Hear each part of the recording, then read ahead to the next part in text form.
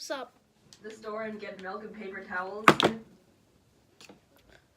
That was the first time I was like, wow, I am such a freaking adult. I really appreciate the childhood my parents were able to give me. I'm really privileged to have grown up in a functional house where my parents didn't want me to die. I made a parent stories video a little over a year ago, and I rewatched it to make sure I didn't repeat any topics. And all I'm gonna say is those stories and animation are not worth 10 million views. That video, I don't like it. I don't like that video. My parents were really big on manners and being polite. We've got some Asian blood in us, so we can't bring dishonor to our family. We do all the typical things like call adults Mr. and Mrs., ask to be excused from dinner, make sure to thank everyone for everything ever, bow to our superiors. When my mom had new people come over to the house, she would make me introduce myself and shake their hand, and then when no one was looking, she'd pull me aside to a different room and quiz me. What color are their eyes? That was my mom's training course to get me to be good at eye contact, because I guess I used to be stupid and not look at people when they talked. But I remember that kind of backfired because I'd be so focused on memorizing their eyes that I wouldn't pay attention to what they were saying. Hi Jaden, how are you? Shh. Alright, loser, I've got a quiz to take. Now that I've got 20 years of aced eye quizzes under my belt, I'm an eye contact wizard. I graduated top of my class in eye contact. I've got eye contact master's degrees. Well, every once in a while some people make me nervous and I get shy. But other than that, I'm an eye contact powerhouse. I realized more recently that I think sometimes I go overboard and just end up staring at people by accident, and it's very weird, and I'm sorry at everyone. My mom would also be really strict on me saying pardon all the time instead of what. Like, she would say something I didn't hear and I'd go, what? And she'd stick her head around with, pardon?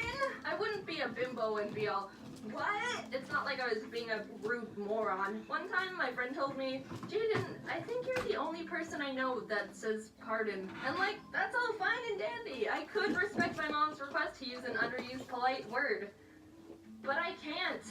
Because she's even worse. This is what she does. Mom, did you put my book somewhere? Huh? Objectively speaking, oh, what is exponentially better than a huh? I started mocking her whenever she did it, and then she gradually stopped bothering me about saying pardon. Also, I realized I never told you that I had a lisp as a kid. My parents meme on me about it all the time, and a running joke in the family came from when I used to be babysat by my mom's friend, who's Italian. Which means she'd talk like it is, and have her house full of a spaghetti, and oh mamma mia. I'm only half joking. She's very Italian. I saw Pirates back there in all that spaghetti. I would pathetically go, pasta with no sauce. I wanted pasta with no sauce. And now, if my family would be having pasta for dinner, someone would end up going,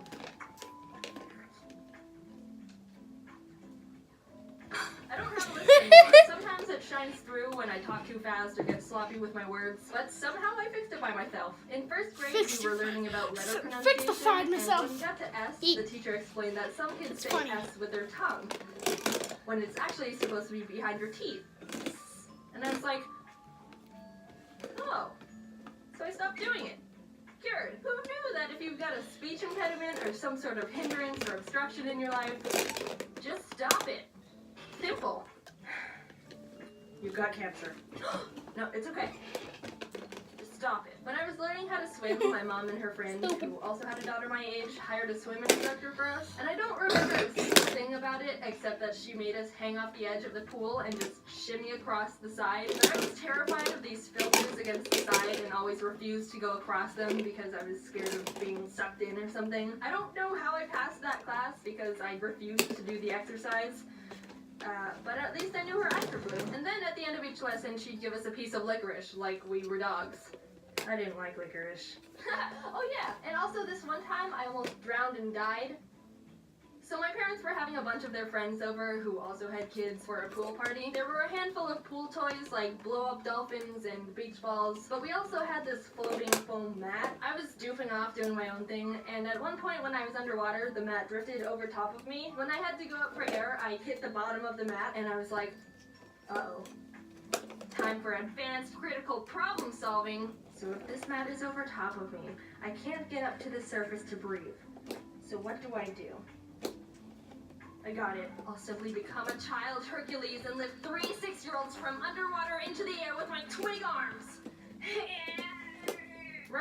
using one of my 4 brain cells and swimming 2 feet to the side away from the mat, I decided to try and just bench press my way to survival. One of the adults realized I was being an idiot and also dying, and instead of being like, well, survival of the fittest, he dove in and saved me. So I didn't end up drowning of stupidity.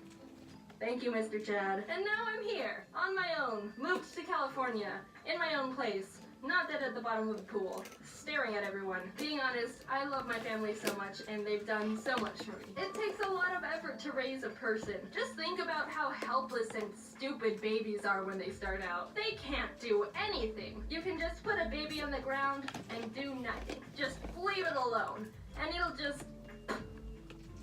pathetic. I'm so thankful and lucky my family's so supportive about everything I've been able to do, because I know not a lot of parents are like that. They even helped me sell merch at VidCon. They were so happy about it too. They came up...